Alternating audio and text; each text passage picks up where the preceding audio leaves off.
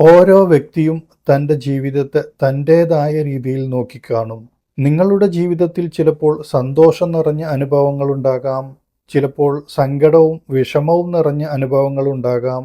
എല്ലാം നമ്മുടെ ജീവിതത്തിൻ്റെ ഭാഗമാണ്. പക്ഷേ നമ്മൾ എന്തിലേക്കാണോ ശ്രദ്ധിക്കുന്നത്, അതാണ് നമ്മുടെ മനസ്സിൻ്റെ സന്തോഷവും ദുഃഖവും തീരുമാനിക്കുന്നത്. എന്നാൽ സ്ത്രീ പുരുഷ ലൈംഗിക ബന്ധത്തിൽ നിങ്ങൾക്ക് സന്തോഷവും ആവേശവും കുറയുന്നതായി തോന്നിയിട്ടുണ്ടോ?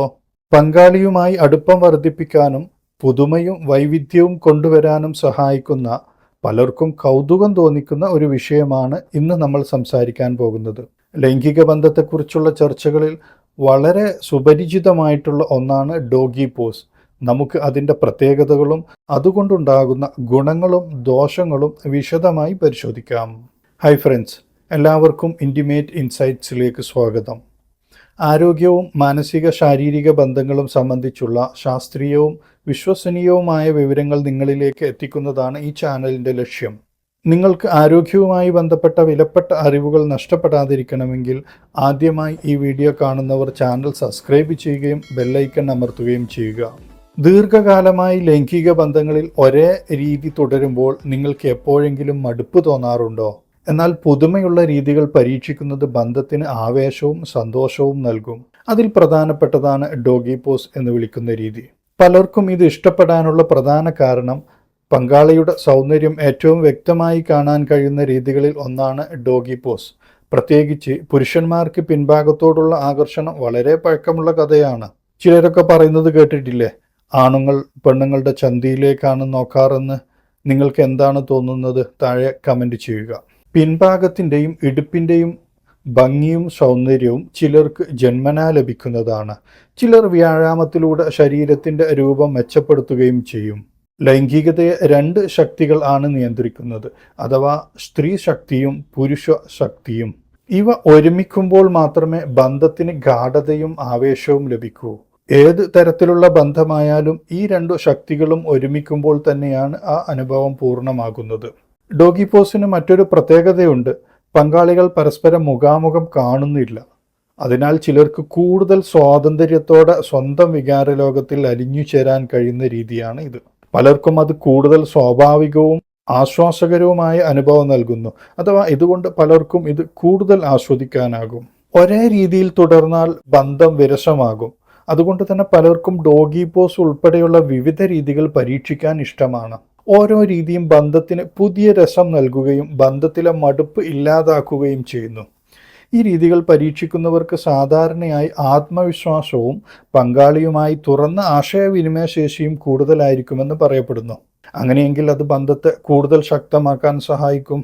ലൈംഗിക ബന്ധത്തിനിടെ നമ്മുടെ ശരീരത്തിൽ നടക്കുന്ന ഹോർമോൺ മാറ്റങ്ങൾ വളരെ അത്ഭുതകരമാണ്. ബന്ധത്തിൽ അടുപ്പം വർദ്ധിപ്പിക്കാൻ ഏറ്റവും പ്രധാനപ്പെട്ട രണ്ടെണ്ണമാണ് ഓക്സിറ്റോസിൻ എന്നും വാസോപ്രസിൻ എന്നും അറിയപ്പെടുന്ന ഹോർമോണുകൾ. ഓർഗാസത്തിനു ശേഷം ഓക്സിറ്റോസിൻ വേഗത്തിൽ ഉയരുമെന്ന് ശാസ്ത്രം പറയുന്നു.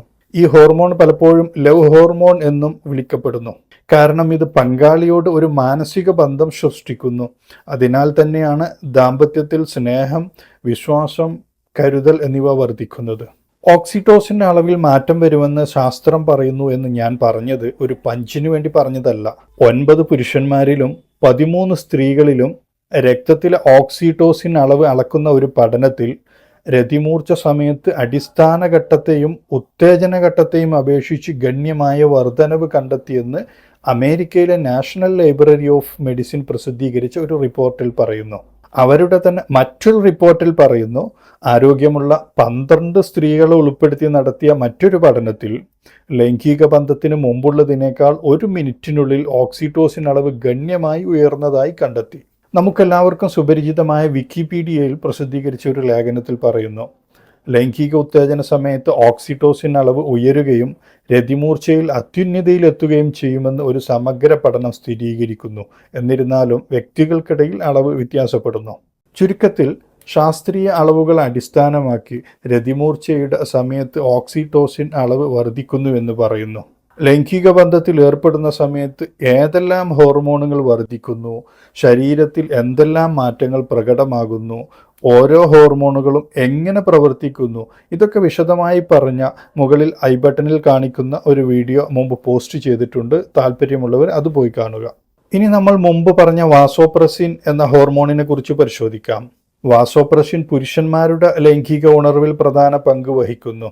ചില പഠനങ്ങൾ പ്രകാരം ലൈംഗിക ബന്ധത്തിനു ശേഷം ഈ ഹോർമോൺ ഉയരുമ്പോൾ പങ്കാളിയോട് ഉടലെടുത്തിരിക്കുന്ന ആത്മബന്ധം കൂടുതൽ ശക്തമാകുന്നു. പുരുഷന്മാരിൽ ഉത്തേജന സമയത്ത് വാസോപ്രസിനുള്ള പ്രാധാന്യത്തെക്കുറിച്ചും നാഷണൽ ലൈബ്രറി ഓഫ് മെഡിസിൻ പ്രസിദ്ധീകരിച്ച റിപ്പോർട്ടിൽ പറയുന്നു. എന്നാൽ ഡോഗി പോസ് പോലെയുള്ള പ്രത്യേകിച്ചൊരു പൊസിഷൻ കൊണ്ട് മാത്രം ഈ ഹോർമോണുകൾ കൂടുതലായി ഉയരുന്നു എന്ന് ശാസ്ത്രം തെളിയിച്ചിട്ടില്ല. അനുഭവത്തിൻ്റെ ഗുണമേന്മ, മാനസിക അടുപ്പം, പങ്കാളികളുടെ വിശ്വാസം എന്നിവയാണ് പ്രധാനമായും ഹോർമോൺ റിലീസിനെ ബാധിക്കുന്നത്. അതുകൊണ്ട് ഫോർപ്ലേ, സ്പർശനം, സ്നേഹം നിറഞ്ഞ സംഭാഷണം ഇവയൊക്കെ ചേർന്നാണ് മനസ്സും ശരീരവും ഒരുമിച്ച് ആഗ്രഹത്തിലേക്ക് പ്രവേശിക്കുന്നത്. ലൈംഗിക ബന്ധം ശാരീരിക പ്രവർത്തനം മാത്രമല്ല, മാനസിക ബന്ധത്തിൻ്റെ ആഴവും നിർണ്ണയിക്കുന്നു.